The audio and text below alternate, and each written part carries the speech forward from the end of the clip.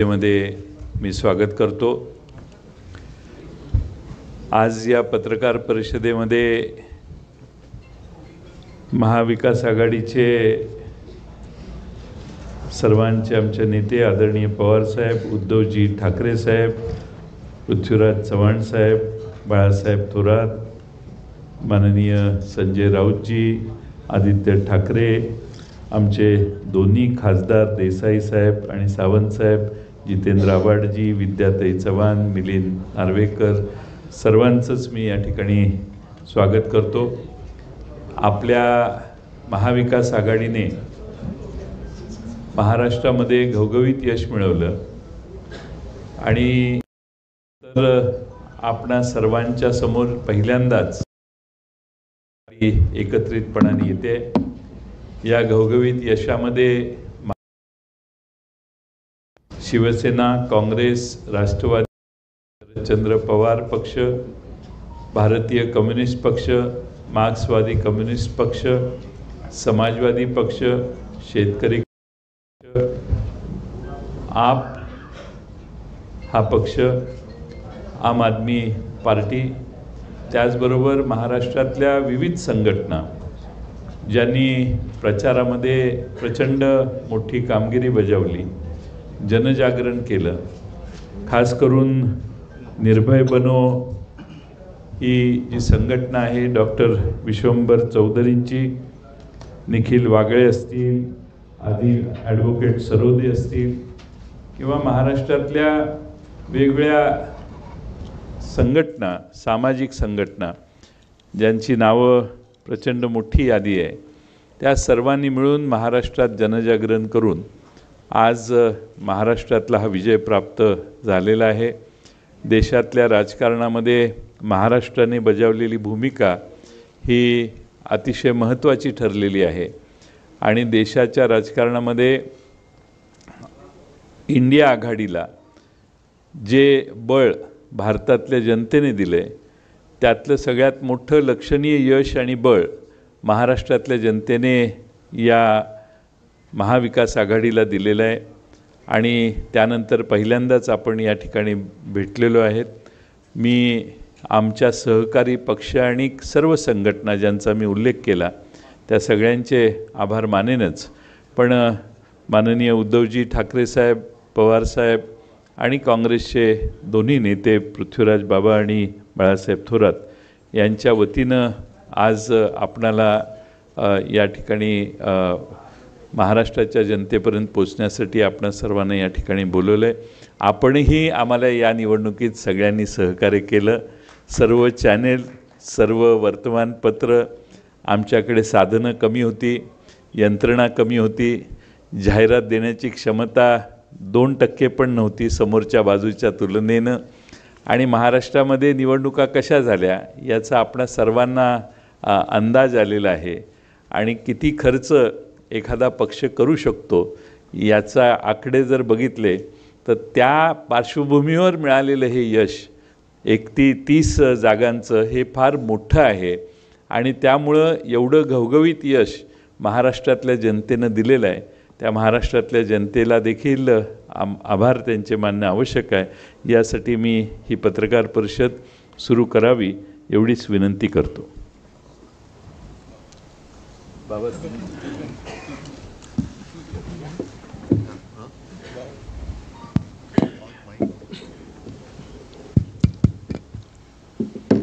आदरणीय पवारसाहेब, उद्धवजी, जयंतराव, बाळासाहेब थोरात, संजयजी,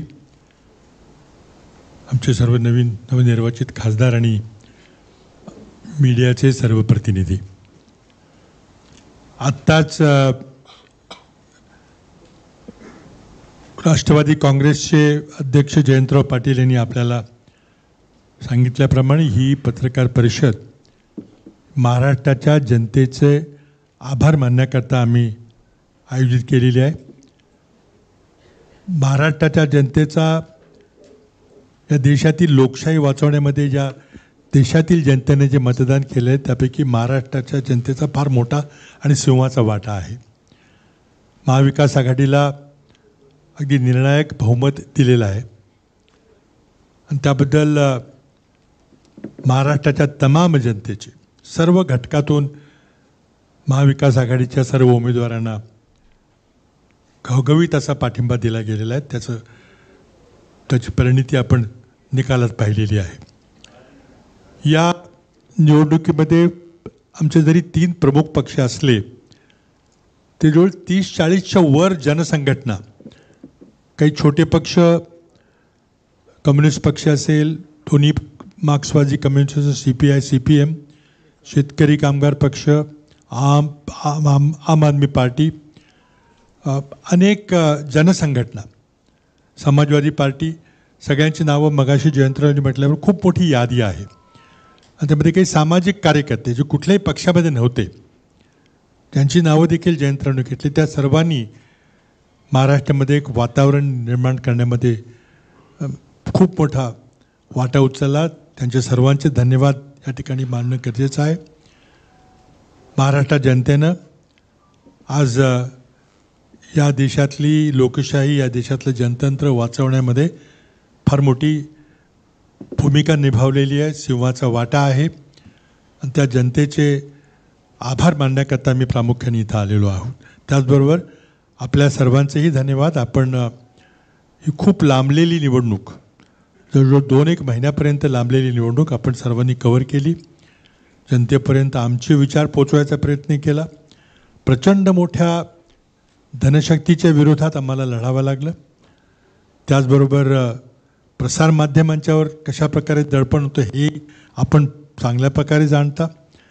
आणि मग ज्या चौकशी करणाऱ्या संस्था आहेत त्या संस्थाचा ज्या प्रकारे दुरुपयोग झाला, या सर्व गोष्टींना आम्हाला तोंड द्यावं लागलं. पण ते महाराष्ट्राच्या जनतेच्या आशीर्वादाशिवाय शक्य झालं नसतं. आज राज्यातील शेतकरी बांधवांनी देखील सरकारला एक संदेश पाठवलेला आहे की कुठल्याही समाजाला गृहीत धरता कामा नये.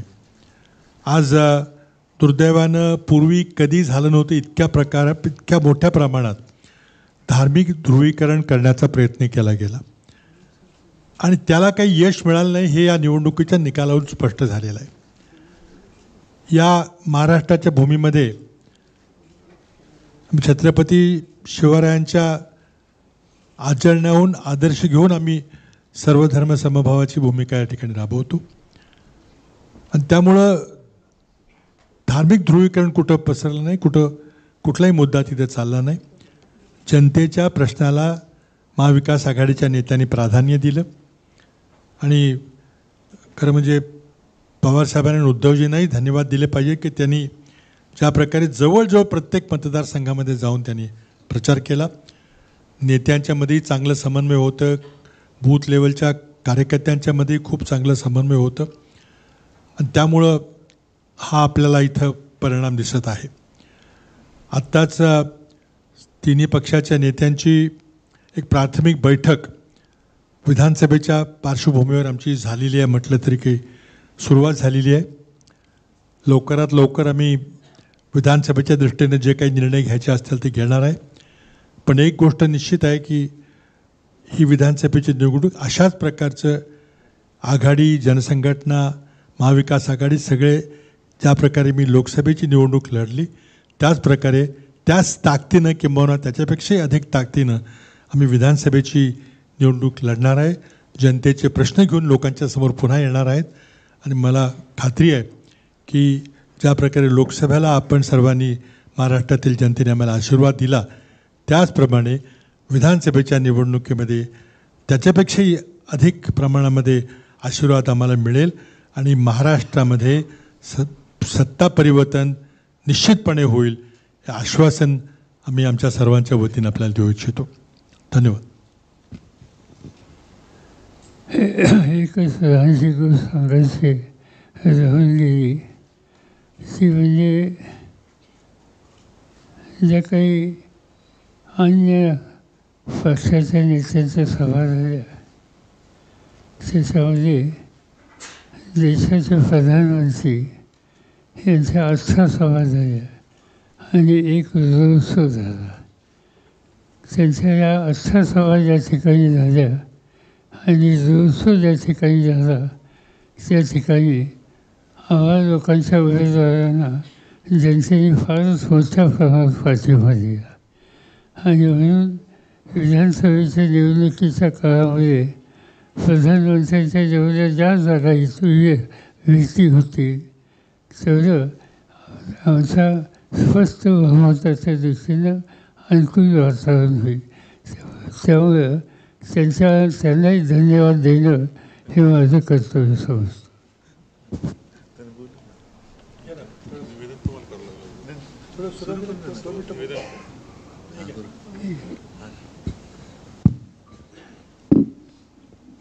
आदरणीय पवारसाहेब, माझ्या समवेत बसलेले महाविकास आघाडीचे सर्व मान्यवर आणि उपस्थित पत्रकार बांधवांनो भगिनींनो, आजच्या आपल्या या भेटीचा हेतू जयंतरावांनी सांगितला आहे, पृथ्वीराजजींनी सांगितलेला आहे. महाराष्ट्राच्या जनतेने जो कौल दिला आणि एक संपूर्ण देशामध्ये असं वातावरण होतं की भाजपाविरुद्ध कोणी लढू शकत नाही, हे अजिंक्य आहेत. तर अजिंक्यपणा त्यांचा किती फोल आहे, तो फोलपणा महाराष्ट्राच्या जनतेने ताकदीने राखून दिलेला आहे. म्हणून महाराष्ट्राच्या जनतेचे तर आम्ही आभार मानतोच आहोत, त्यांचे आशीर्वाद तर आम्हाला पाहिजेतच आहेत. इतर सर्वांनी म्हणजे ज्यांचा उल्लेख जयंतरावांनी केला, मग ती निर्भय बनो एक सामाजिक संघटना आहे, त्याच्यानंतर यूट्यूबच्या माध्यमातून निखिल वागळे आहेत, हेमंत देसाई आहेत, प्रशांत कदम आहेत, अशोकराव वानखेडे आहेत, रवीश कुमार, हे सगळेच एका धाडसाने जनतेचे प्रश्न हिमतीने ते मांडत आले आणि त्यांच्या मांडण्यामुळेच एक निपक्षपातीपणाने त्यांनी ती बाजू मांडली. त्याच्यामुळे जनतेला सुद्धा सत्य काय आहे हे कळत गेलं. आणि मी तर असं म्हणेन की ही लढाई फार विचित्र होती. आर्थिकदृष्ट्या असेल, यंत्रणेच्या दृष्टीने म्हणा, ही विषम लढाई तर होतीच, पण संविधान आणि लोकशाही वाचवण्यासाठी ही लढाई होती. आणि मला अभिमान आहे की मी माझ्या भाषणाची सुरुवात देशभक्त बांधवांनो भगिनींनो आणि मातांनो अशी करायचो. त्या सर्व देशभक्त आणि लोकशाही प्रेमी नागरिकांनी महाविकास आघाडीला आणि देशात इंडियाला जो कौल दिलेला आहे, ही एक जाग आता आपल्या देशाला आलेली आहे. आणि साहजिकच आहे, हा विजय हा अंतिम नाही आहे, ही लढाई सुरू झालेली आहे. येत्या 2-3 महिन्यामध्ये विधानसभा महाराष्ट्राच्या येतील, त्याच्यानंतरसुद्धा इतर राज्यांच्या काही निवडणुका येतील. मुळामध्ये हे जे काय आता मोदी सरकार होतं ते आता NDA सरकार झाले. हे सरकार किती दिवस चालेल हा एक मोठा प्रश्न आहे. कारण आमच्याबद्दल नेहमी म्हटलं जात होतं की युती, नैसर्गिक युती आणि अनैसर्गिक युती. तर आत्ता ते जे काय तिकडे कडबोळ झालेलं आहे दिल्लीमध्ये, हे नैसर्गिक आहे का अनैसर्गिक आहे हा सुद्धा एक मोठा प्रश्न आहे. एकूणच देशातली जनता या निवडणुकीच्या निमित्ताने जागी झाली, हे फार मोठं यश या निवडणुकीच्या वेळेला आपल्याला मिळालं असं मी मानतो. आणि आपल्या मनामध्ये काही प्रश्न असतील आपण विचारा, त्याला उत्तर द्यायचा आम्ही प्रयत्न करतो.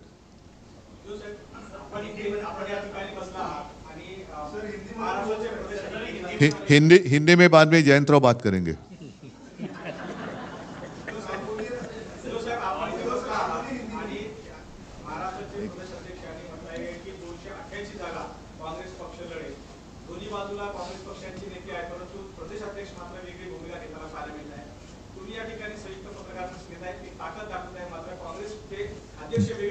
जेव्हा 3 पक्ष एकत्र पत्रकार परिषद घेतात, याचा अर्थ असा, पृथ्वीराजजींनी सांगितलेलं आहे की आमची एक प्राथमिक बैठक, अगदी प्राथमिक बैठक आपल्या समोर येण्याआधी झालेली आहे. आणि येणारी विधानसभासुद्धा जे लोक आमच्यासोबत आहेत, महाविकास आघाडी म्हणून आम्ही 3 पक्ष तर आहोतच, पण इतर घटक पक्षसुद्धा आणि सामाजिक संघटनासुद्धा यांच्या त्यांना सोबत घेऊनच आम्ही लढणार आहोत.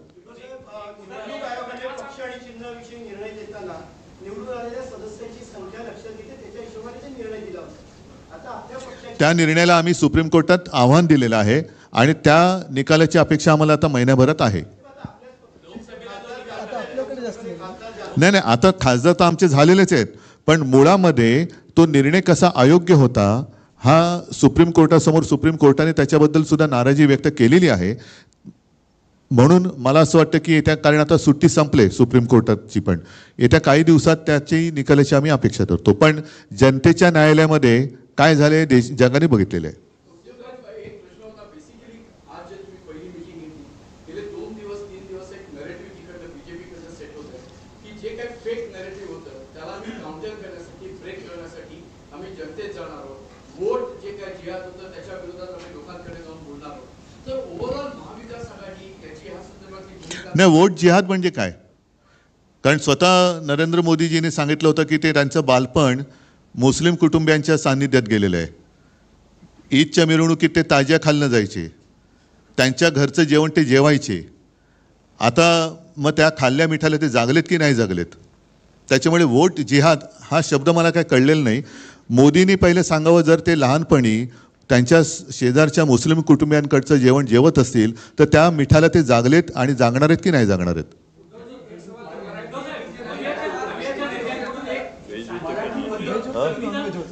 नाही, ते मी फक्त मिठाचं बोललोय. मीठ नॉनव्हेज आणि व्हेज दोन्ही जेवणात टाकतात, त्याच्यामुळे ते जेवण काय जेवले ते त्यांनी सांगावं. आणि त्याच्यानंतर त्यांनी गोवंश हत्या बंदी पुढे करणार आहेत का?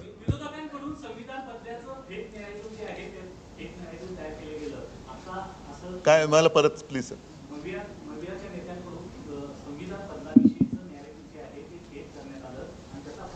बरं ठीक आहे, यांना मतं दिली तर तुमची संपत्ती हे जास्त मुलं होणाऱ्यांना वाटतील, हे काय खरं नेरेटिव्ह होतं? मंगळसूत्र उचलून नेतील, तुमच्या घरातले नळ कापून नेतील, तुमचं वीज, हे काय खरं नेरेटिव्ह होतं? तुमची म्हैस चोरून नेतील, हे काय खरेपणा होता? नकली संतान, नकली सेना, हे काय खरं नेरेटिव्ह होतं?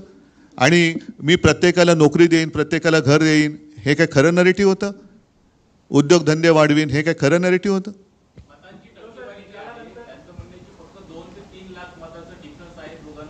एकूण जर का देशाची लोकसंख्या लक्षात घेतली तर 140 कोटीपैकी मतदानाचा अधिकार वयाप्रमाणे किती लोकांना आहे ह्याचा आकडा मिळेल.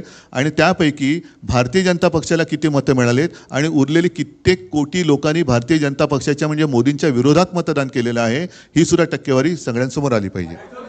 मला वाटतं बाकीच्यांनी जरा विचार.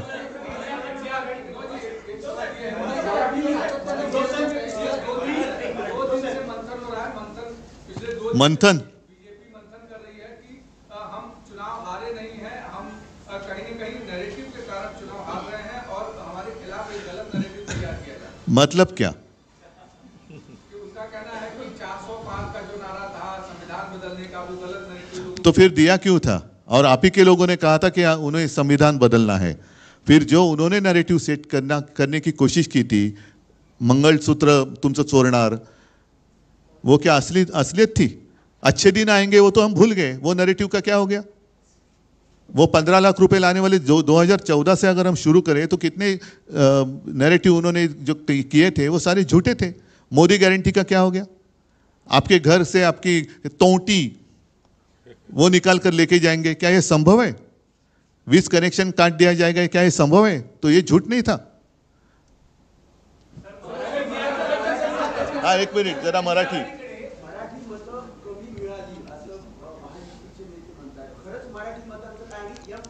मराठी मतं का कमी मिळतील?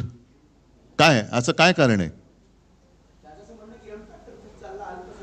एम म्हणजे मराठी आलंच ना, एम मध्ये मराठी नाहीत.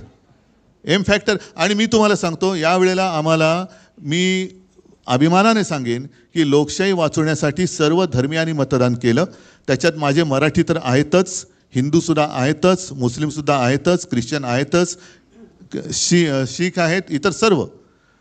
आणि तुम्हाला काय वाटतं, रक्त सांडून मिळवलेली मुंबई मराठी माणसांनी त्यांच्या डोळ्यात देखत जर लुटली जात असेल तर अशा वेळेला मराठी माणूस लुटणाऱ्याला मत देईल. महाराष्ट्र आणि मुंबईतला मराठी माणूस मुंबई आणि महाराष्ट्र लुटणाऱ्याला कदापि झोपेत सुद्धा मत नाही देणार.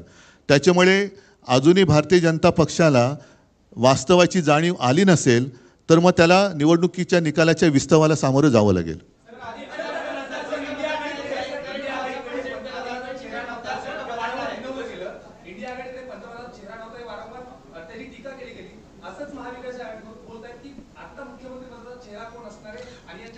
त्यांच्याकडे कोण असणार पहिला ठरवा ना. त्यांच्याकडे कोण आहे? आता प्रश्न त्यांच्याकडे पण आहे. कारण मला आठवते मी मुख्यमंत्री असताना देवेंद्र फडणवीसांनी ते काय म्हटलं होतं, ते वसली 3 गावं 2 काय एक वसेची ना. आता हालत त्यांची तशीच आहे. 3च्या 3 ओसाड आहेत, एक सुद्धा बसत नाहीये. अरे मला बाकी जरा बाकी पवार साहेब संविधान विरोधी आधी नॅरेटिव्ह सेट झाला होता, त्याच्यामुळे आमचा पराभव झाला असं म्हणतात. त्याच्यानंतर पुन्हा आता अजित पवार एक आपण सोडत आहे की अजित पवार यांच्यामुळे महाराष्ट्रामध्ये सर्वात मोठा फटका बसला आहे असं एक लेखही लिहिण्यात आलं होतं. नेमकं भारतीय जनता पक्षानं म्हणायचं काय, कारण अजित पवारांवर जो हक्का ठेवायचा आहे की संविधानावर? त्यांना नेमकं एवढंच सांगायचं आहे की महाराष्ट्राच्या जनतेने आमचा पराभव केला. त्या संबंधीची कारणं अनेक आहेत, पण ते आम्ही आता बोलू इच्छित नाही.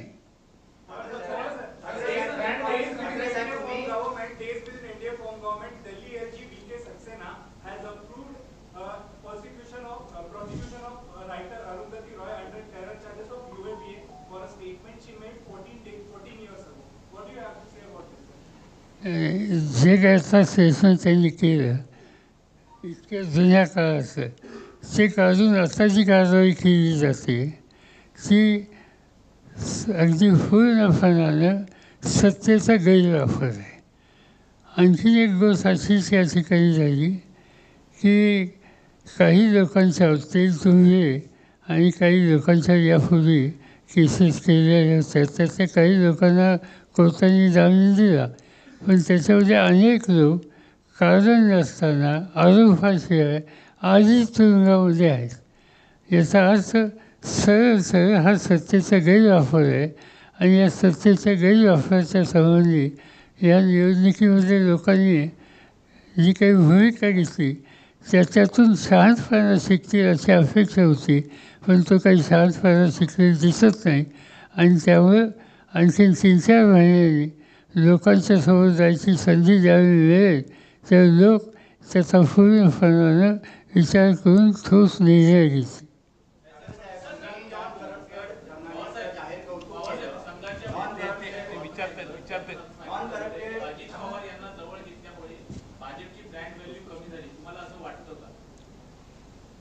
प्रश्न समजला नाही.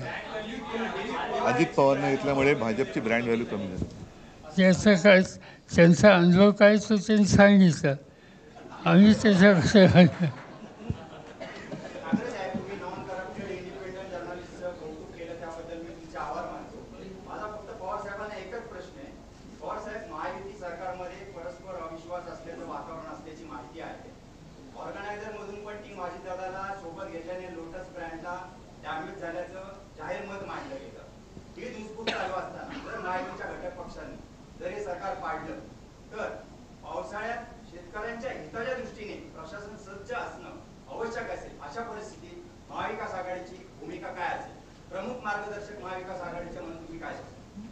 साधी ही गोष्ट आहे की आम्हा लोकांच्या हातामध्ये आज तर काही महाराष्ट्राची सत्ता नाही आहे. आज सत्ताच कुणाच्या हातात तरी काही सांगायची गरज नाही. आणि तुम्ही म्हणता तशी परिस्थिती आज तातडीने येईल असं दिसत नाही. आणि तर आम्हाला आनंद आहे.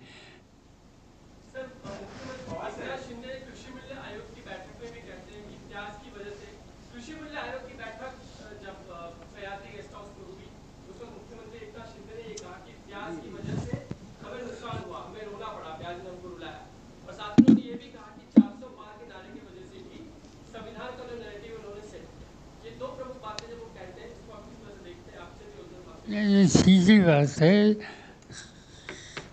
प्याज पैदा करने वाला किसान तो नाराज था, इसमें कोई दो बातें नहीं, मगर वहाँ तक सीमित नहीं. इस महाराष्ट्र का, इस देश का किसान बाय एंड लार्ज ये सरकार के बीजेपी के खिलाफ था. और आज भी इससे कोई बदल हो गई ऐसे मुझे दिखता नहीं.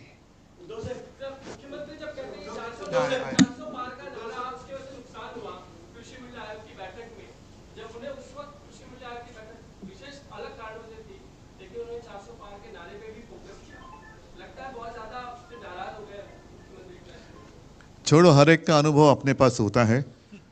तो प्यास के कारण भाजप को तो रोना पड़ा ही, लेकिन साथी जो है उनके वजह से भी वो रो रहे हैं। तुम्ही नेहमी राज्यातल्या उद्योगाचा प्रश्न उपस्थित करता. नाना पटोले कहा था कि उद्धव साहब मेरा फोन नहीं उठाते, विधान परिषद की जो इलेक्शन थी उसी मुद्दे पे उनका नाराजी जताई थी. तो झाला, विषय संपला. त्याच्यानुसार आम्ही निर्णय पण घेतला. कोकण पदवीधर मतदारसंघामध्ये आम्ही काँग्रेसला तिघांनी मिळून, म्हणजे दोघांनी, काँग्रेस व्यतिरिक्त आम्ही दोघं आहोत आणि बाकीच्यांनी पाठिंबा दिलाय. आणि इतर 3 जागांमध्ये काँग्रेस राष्ट्रवादीने आम्हाला पाठिंबा दिला. तुम्ही नेहमी महाराष्ट्राचे उद्योग गुजरातकडे गेल्याचा आरोप नेहमी करता. आरोप नाही, वस्तुस्थिती आहे. केंद्रीय मंत्री ज्यांनी काही दिवसांपूर्वी शपथ घेतली, कोण? कुमारस्वामींनी आरोप केलाय की बेंगलोरमध्ये आरोप केला की करोडो रुपयाची सवलत किंवा अनुदान गुजरातमध्ये उद्योग जे आहेत त्याच्यावर ते अन्याय का करते केंद्रीय मंत्रीच आरोप करतात. मग मी काय उत्तर देऊ? त्यांनी पंतप्रधानांकडे उत्तर मागायला पाहिजे, कारण त्यांना पाठिंबा दिलाय. आणि मी माझ्या प्रचाराच्या भाषणात सुद्धा सांगत होतो की आमचा गुजरातबद्दल काही राग नाही. इंडिया आघाडीचं सरकार आल्यानंतर आणि उद्यासुद्धा आल्यानंतर आम्ही गुजरातच्या हक्काचं काय असेल ते देऊ. पण याकरता मोदी आणि अमित शाह गुजरात आणि संपूर्ण देश यांच्यामध्ये एक जी भिंत उभी करतायत ती अत्यंत घातक आहे. तशी भिंत त्यांनी उभी करता कामा नये. महाराष्ट्राच्या हिताचं असेल ते महाराष्ट्राला मिळालंच पाहिजे. गुजरातचं असेल ते जरूर गुजरातला द्या. तसंच अन्य राज्यांना जे आवश्यक आहे आणि त्यांच्या हक्काचं आहे ते दिलं गेलंच पाहिजे. त्यालाच आपण केंद्र सरकार म्हणतो. खरं केंद्र सरकार हा शब्द चुकीचा आहे, कारण आपली संघराज्य पद्धत आहे.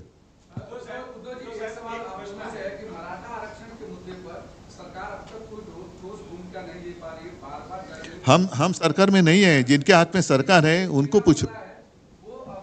अपोजिशन के तौर पे आप लोगों की क्या भूमिका है? अभी सरकार ने 1 महीने का एक समय पीरियड दिया है, तो लगातार टाइम बाय कर रहे हैं क्या? सीधी बात यह है कि ये इशू पर इससे पहले जो कोई महाराष्ट्र गवर्नर थे उन लोगों ने डिस्कशन किया था, कुछ कमीशन किए थे जो वहाँ बैठे थे अनशन पर. उन्हें कुछ कमिटमेंट की, मगर इस पर अमल नहीं हुआ और इसीलिए फिर ये उपोषण का मामला शुरू हो गया.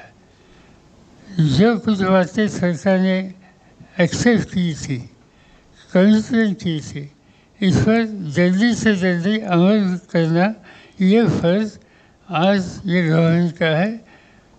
ये स्थिति हाथ के बाहर जाने की नौबत न आना, इसकी आज आवश्यकता है सामाजिक दृष्टि.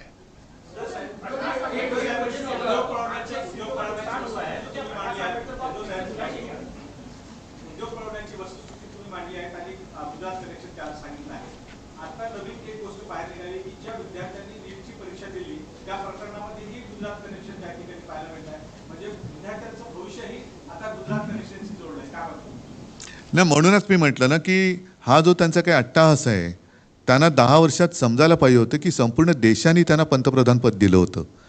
आता कसं बसं त्यांचं पंतप्रधानपद वाचलंय. ते किती दिवस हे सरकार राहील हे काय सांगता येत नाही. आणि गुजरातमध्ये जर का हे अशी सगळी चालूगिरी करायला लागले तर त्यांचं मूळ राज्य आहे तिथेच त्यांच्या आसनाला सुरुंग लागेल. आणि एकूणच जे काय मगाशी तुम्ही नरेटिव्ह म्हणतात, नरेटिव्ह एका बाजूला, पण ह्यांच्यामध्ये खरेपणा नाही आहे. हा सगळा फोलपणा आता देशाच्या जनतेच्या लक्षात आलेला आहे. यावेळेला मी परत सांगेन की मला अभिमान आहे की देशातली जनता जागी झाली. आणि आणखीनसुद्धा एक थोडाफार विश्वास काही लोकांचा मोदींवरती होता, भाजपवरती होता, तो या निकालामुळे आता साफ उडालेला आहे. येत्या निवडणुकीत आणखीन चित्र खूप बदललेलं आणि देशाच्या दृष्टीने सुधारलेलं दिसेल.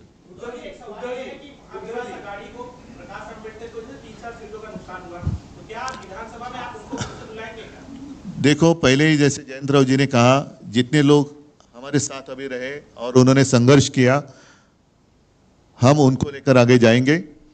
और कुछ लोग अगर आना चाहते हैं, सिर्फ ये या वो ऐसे नहीं, तो खींचातानी किए बिना अगर वो आना चाहते हैं तो देखेंगे. लेकिन मैं जिसका नाम आपने लिया वो नाम लेकर मैं कुछ नहीं कहना चाहता. मैं जनरल बात कर रहा हूँ. ठीक है.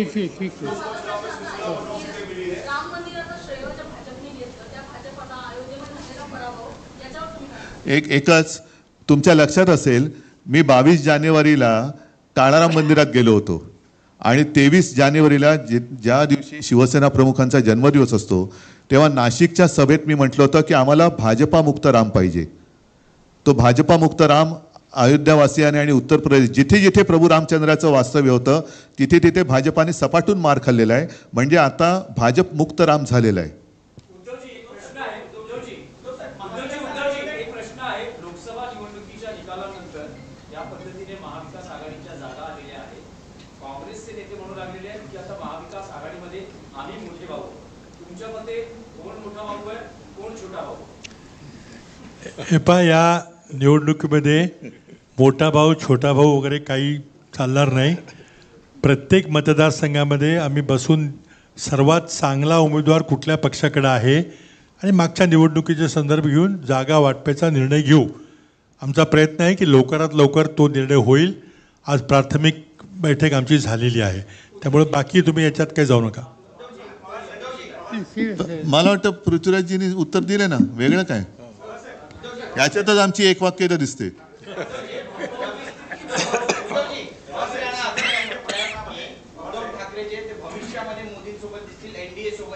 कोण? ठीक आहे, just to continue with the same issue, why this kind of a narrative is being definitely created की उद्धव ठाकरे हे कधी ना कधीतरी परत इंडियामध्ये येतील. We would definitely like to have some certain rather clarification. Are you really seriously on that? Some back channel activities are on. What's happening on that front? बरं ठीक आहे, मला समजा जायचंय, यांच्यामध्ये बसून आता हो सांगू.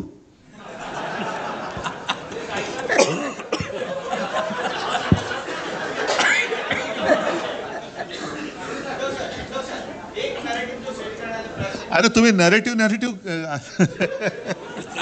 तुम्ही खरेटिव्ह वरती आहात. मतदारसंघ बदलणार आहे बँड्रातून किंवा जिथे त्यांना जास्त मुस्लिम मत पडले त्या ठिकाणाहून इलेक्शन लढतील. वाराणसीतून पवारसाहेब सीकर बँके प्रकरणामधूनच काही तुमचे सहकारी तिथून भारतीय जनता पक्षासोबत गेले. आता त्या प्रकरणामध्ये त्यांना क्लीन चिट म्हणजे क्लोजर रिपोर्ट पण दाखल करण्यात आला. मात्र अण्णा हजारेंनी तो क्लोजर रिपोर्टवर आक्षेप घेतला आहे. याचा अर्थ असा आहे की पुन्हा अजित पवार यांची अडचणीत वाढ होईल आणि ते तुमच्याकडे बरेच असं वाटतं.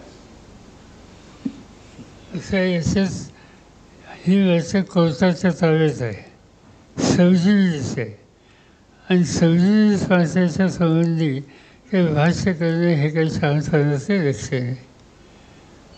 हजारेंना जे काही त्यांची तक्रार आहे ती तक्रार मांडण्याचा त्यांचा अधिकार आहे. त्याच्यात काय निर्णय होतो तो बघू आणि नंतर ठरवू.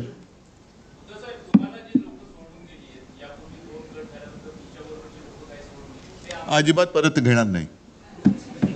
पुढे तुम्ही सर्वाधिक जागा लढवण्यामध्ये यशस्वी झालात की स्वतःकडे गेले, पण तरी सुद्धा तुमच्यापेक्षा तुमच्या मित्रपक्षांचा परफॉर्मन्स अधिक सगळ्यात चांगला राहिला. सांगू का? एक जुनं गाणं आहे, तुम्हाला माहिती असेल की नाही माहित नाही. पवार साहेब तुम्हाला नक्की माहिती असणार. माणिक वर्माजींचं गाणं आहे, पारिजात फुलला माझ्या दारी, फुले का पडते शेजारी.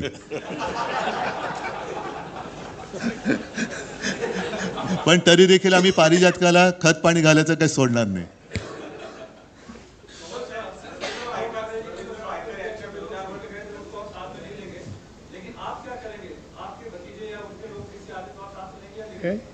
जरा परत सांगा ना.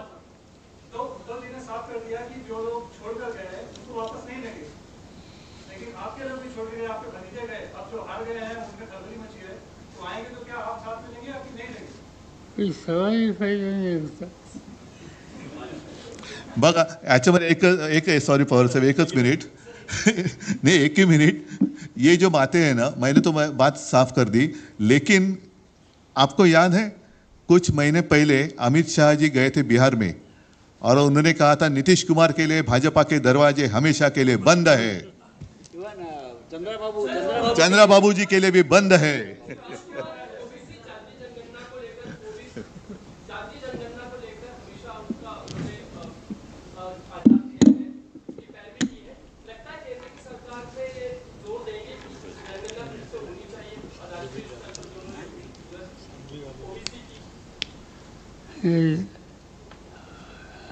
यासंबंधी साधारणतः आमचा विचार काही वेगळा नाही. जातीवर आधारित जनगणना या देशात होण्याची आवश्यकता आहे आणि त्याबद्दल सर्वसाधारणपणे आम्हा सगळ्यांच्यात एक वाक्यता आहे. अमोल कीर्तिकरची जी जागा 48 मतांनी जो पराभव शिवसेनेचा झाला आहे तो शिवसेना मानत नाही. या प्रकरणामध्ये रवींद्र वायकर यांच्या नोंदणीवर गुन्हा दाखल झाला की त्या ठिकाणी मोबाईल वापरण्यात आला. याचा अर्थ त्या ठिकाणी मोठी गडबड झाली असं तुम्ही मानता? मानत नसतो तर कोर्टात का जाऊ आम्ही कोर्टात जातो आणि खात्री आहे आम्हाला की तिथे जे काय घडवण्यात आलेलं आहे, घडलेलं नाही मिळण्यात, घडवण्यात आलेलं आहे, हा बोगसपणा कोर्टामध्ये सिद्ध होईल. मी बघू ना, मी आता सगळी माहिती घेतली असं समजू नका, कारण मी वकिलांशी वगैरे सगळ्या तिथल्या लोकांची चर्चा सुरू आहे. रोज मला जेवढी पाहिजे तेवढी आवश्यक माहिती मी घेत असतो, पण आम्ही कोर्टामध्ये जातो आहोत आणि मला खात्री आहे की यातला गडबड घोटाळा हा आम्ही बाहेर काढू. त्याच पद्धतीने देशात सुद्धा काही ठिकाणी अशाच पद्धतीने निवडणूक निकाल लावून घेण्यात आले असं कानावर आले, तिथली सुद्धा लोक कोर्टात जात आहेत.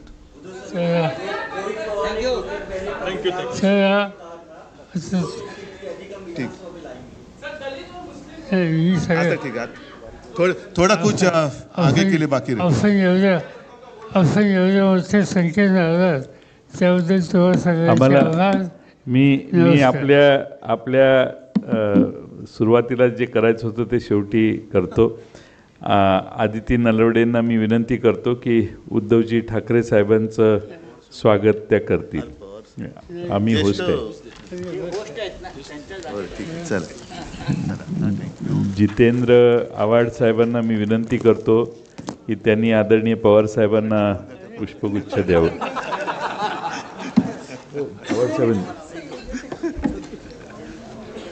विद्याताई चव्हाण यांना मी विनंती करतो की पृथ्वीराज चव्हाण साहेबांना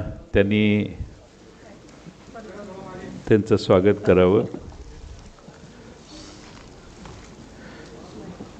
क्लाइड कॅस्ट्रो यांना मी विनंती करतो की संजय राऊत यांचं त्यांनी स्वागत करावं.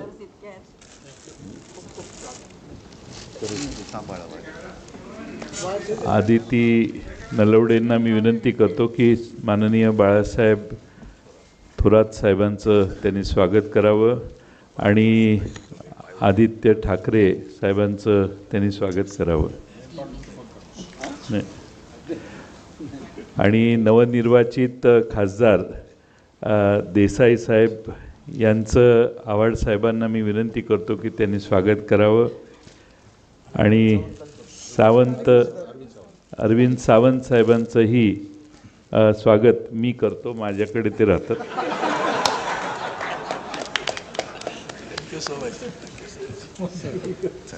धन्यवाद सगळ्यांना. जय हिंद, जय महाराष्ट्र. धन्यवाद.